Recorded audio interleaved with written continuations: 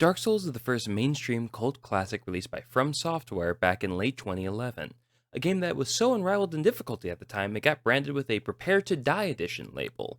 Yet the game persisted as meaningless branding wasn't going to stop great, brutal gameplay. When you played a Souls game, you had to get antiquated with the controls and get over your own inability to be patient or get sat down or how else did they said it a certain way. What was it? Oh yeah! Eventually the difficulty branding of Souls titles didn't die, but it lessened a bit. There'd be like a Nameless King, an Orphan of Cause, but people knew that these games were challenging, sometimes even a little unfairly, but these were hurdles to overcome. Yet in 2024, this is a surprising thing for them.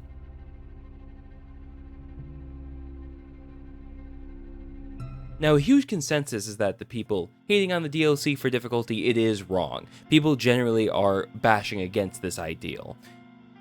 But I guess I also want to make it clear, I don't think that the DLC having mixed reviews is a bad thing, as there are genuine issues with the performance, and probably even some enjoyment to a degree. Some people complain about the enemy design being too repetitive, like in the base game. There are things that the DLC does that doesn't fix issues from the base game that may have been what some people wanted out of the DLC. I don't think that's an improper critique. I think that the improper aspect comes specifically at difficulty, in the fact that the game is too hard now. Now it's unfair. Now, to counteract this, I want to break down difficulty into a couple key components. Part of difficulty is the expectations. Sometimes you play a game and you figure out it's difficult as you go through, or it has adjustable difficulties, and thus expectation is kind of hard when there's multiple different modes because you don't really know what the right one is, besides normal probably being the intended path. Then fairness. Fairness kind of goes into the, what do you have to do to beat it? Do you have to abuse the game's mechanics? Or can you kind of just play on a casual level and get to the end without sort of grinding even? How much outside knowledge is needed? This does factor into difficulty because it's a sort of last resort option. If you have to rely on it, is the difficulty in a fair state for gameplay? For things like strategy RPGs, sometimes that's the point. Sometimes it's that, oh, you can learn that you can do certain combinations to get to a certain goal.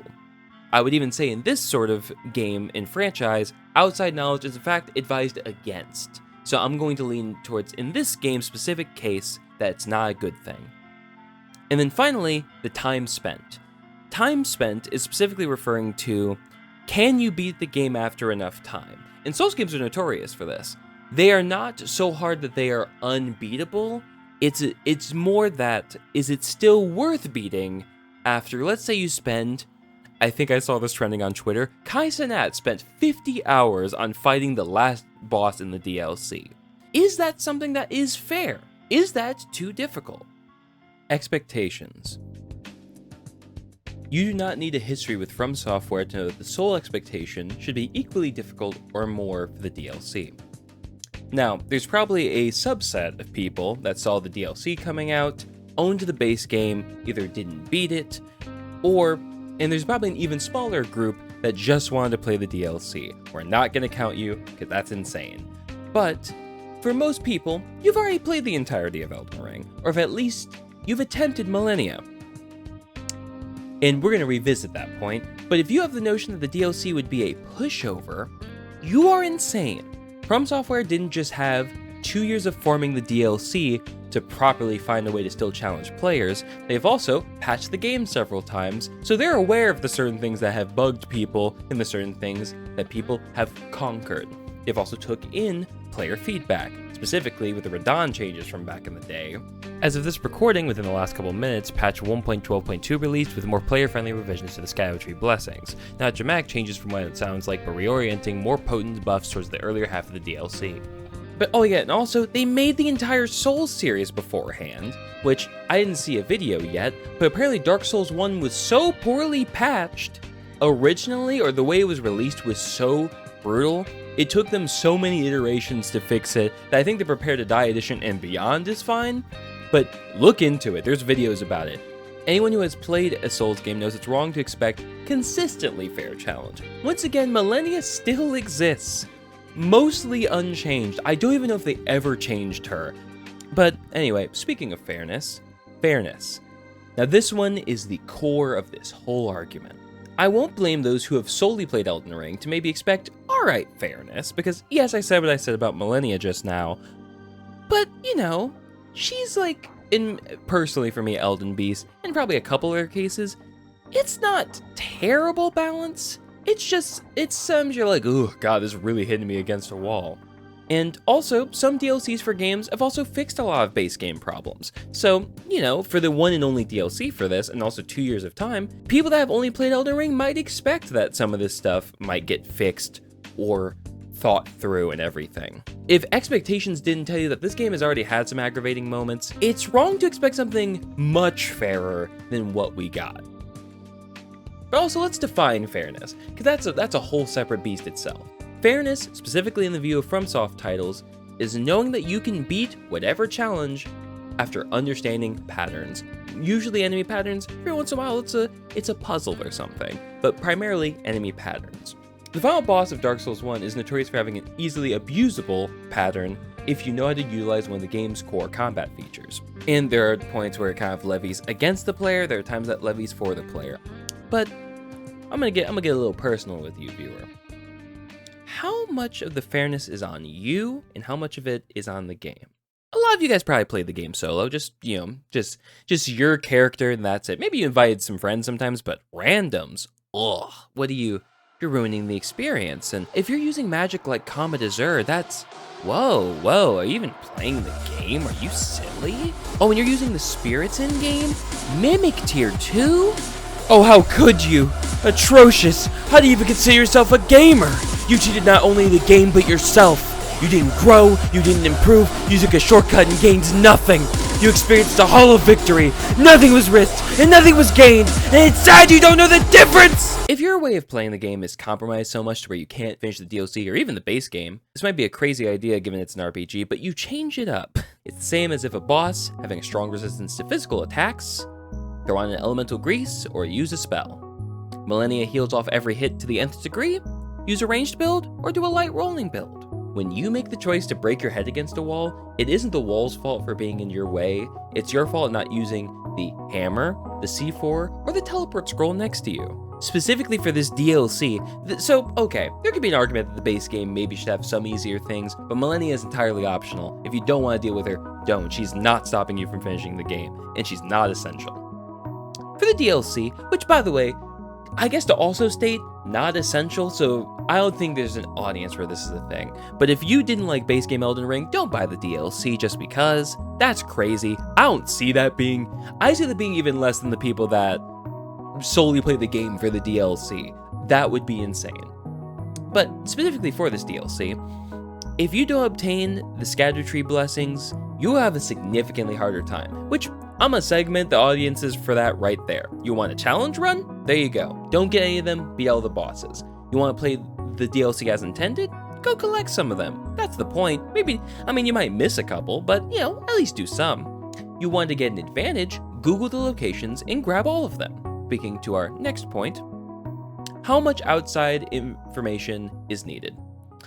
Okay, look, you don't need any. This one's a lot more clear-cut, but let's just go through it. Look, I use Google for doing Ronnie's quest line. I won't say there's anything wrong with it, but if it's not clear about my stance against all of this, I don't have an issue with any sort of gameplay style. All moments besides one time on a very recent stream, like where a location would be, just because I was like, I'm assuming there's a reason I'm down here, I've Googled nothing. I've recorded a good deal of my impressions that you are seeing on screen, and it's all fresh. If anything, I actually feel like the pathing is a lot clearer than the base game. I've not felt the need to Google. If I feel like I can't get somewhere, I feel like I'm probably not supposed to be there yet. But this one's cut and dry, so let me specifically tie it to how it relates to difficulty a little bit more clear. Outside information to defeat a boss? Not necessary if you're willing to die like 5 to 20 times and then maybe double or add 10 to 20 deaths per additional phase of a boss fight. And obviously, that's an average, so that will spread even further. To find each location in the game and complete the DLC? Well, asterisk here, I've not needed any, but also the DLC is not complete for me at the moment of writing. So I'll leave an addendum if for some reason I get lost. But also, I don't know, I'm gonna take my time with the DLC. We might not find out. Outside information to complete a questline in a Souls game, almost essential to Google. In other Souls games, you just simply had to Google. Sometimes it was flat out crazy. In this game, it actually does do a pretty good job, but most of us don't know that. You can figure it out, but you would save yourself the time just Googling it. And finally, speaking of time spent, the final metric. Now this is a big aspect of DLC, especially in Souls titles. You can be any boss if you give it enough time. For myself, I would not have had the urge to play this in the I have to solo every boss sense, because it would take me a lot longer. Yes, I would eventually do it and get good. I love Mimic Tier. I just love having a second version of me. I'm using Moonlight Greatswords dual wielded, and now there's 4 of me just going ballistic. I'm having a blast seeing that. I would use magic if it made more sense for my build. It saves me time. I could beat all these bosses. I did beat a majority of Elden Ring's bosses under that condition initially. I'm at about 600 hours of the game. I beat Elden Ring on a randomizer with Reforged, and so much more. This is not me trying to stroke any ego or anything, it's just me saying, if someone said, I'll pay you 10k to do it, I could do it. I just don't want to. And there's nothing wrong with that. But it is a contributor to difficulty, how much time you spend on something. Millennia is an example of, that will sink a lot of your time. And that's even without using Rivers of Blood, Moonveil, Mimic Tier. With that, it's still a time sink, but it's just more manageable. So, with all that said, where does Shadow of the Erdtree land? Expectations? Hard. Unsure of what version of hard going into it, but learning about the Scattered Tree blessings, I would be like, okay, the health bars are probably going to be thicker and the fights might be longer because I might not have enough for the specific boss. Fairness. The same as it always has been. Mostly fair, a bit of unhinged bullshit. If you can beat Elden Ring normally, the DLC will offer similar levels of headaches, orgasms, and rage. Outside knowledge needed? Well, I don't care about questlines or proper endings, and I also don't know if Erdtree has anything to do with the endings yet. I'm gonna assume no, because only Dark Souls 2 has had that same sort of DLC effect. So we're gonna assume none. I could Google to see if that's true or not, but guess what would be ironic and counterintuitive to my point? We're gonna go with this. If I'm wrong, I'm wrong. Time spent. I don't know how deep I am into it, but I feel like I've killed a decent amount of bosses. And I would say very manageable amount of time, still less than Millennia, still less than Elden Beast, which are the 2 fights that would eat up so much time in an unfun way. But I'm not there yet, and if it's just the last boss, I'll gladly be fine quitting there. Or if it's just like Elden Beast, it means I'll eventually beat it, just will take way too much time. Conclusion. Shadow of the Erdtree is additional content for a game that at times can make you angry, but not put the game down. If you bought the DLC and are complaining about it for difficulty reasons, you are insane. It is equal to the level of difficulty Elden Ring provides. I would not even say more difficult until I fight a Millennia-like, and even then, that would still be equal to, since Millennia isn't DLC and is also optional. Shadow of the Erdtree did nothing wrong. Get over yourself.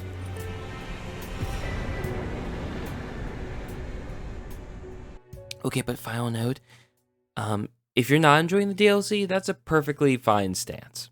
This video isn't about, if you don't enjoy the game, suck it up. It's about, if you're complaining about it for this unfair reasoning, quit that. You can say you're not having fun, but don't say it's because it's too hard. The game has always been too hard. But that said, I'm sorry you're not having fun with it. It's something that I've had pleasure just going through. I probably won't love it as much as some people do, but it's been a fine use of my time. I've been enjoying it. It was nice just to get it as a surprise stream for my channel again, kind of letting people know, hey, I exist. That was a lot of fun. Also, I'm sorry for experiencing the fun-breaking performance problems.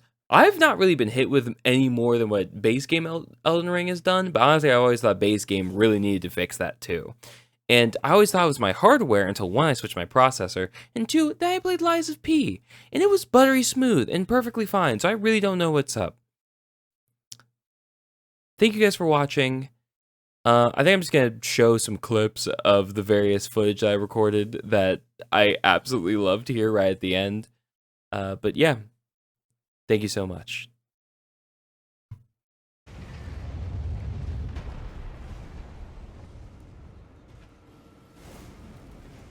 Oh my god, it's his mouth!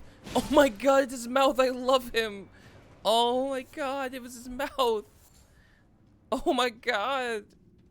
Why did they do that to his mouth? Sorry, that made me tear up. Yo, it was his mouth. Why did they do that to his mouth? Just the first person I see, Shinobu. Okay, we got a mage. Can we get abysmal? That'd be cool. Nope. Oh, I also got a Moonlight Greatsword. Let's get it. Kabadazur, how does that handle? Oh, gets gripped too. No. You know, I'll give it a sec. Let's see if we can find Shinobu again. So if Shinobu hasn't been taken already, let's see. Oh my god.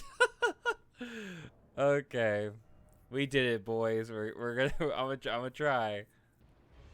Okay, don't do it. Okay, we lived. So okay, the fight will happen now, baby. Let's go. Shinobu. I'm trying here. Oh my god, Shinobu, you're amazing. No, Shinobu! No! Oh, well, never mind. I was gonna say I don't want to do it without you. Dang it. Monstrosity is right. I also want to say, because all of my other recordings will show it, this is the first boss I probably could get away with. Oh my god. I don't know if Shinobu waited. I don't know. Let's see it. Third time in a row, baby.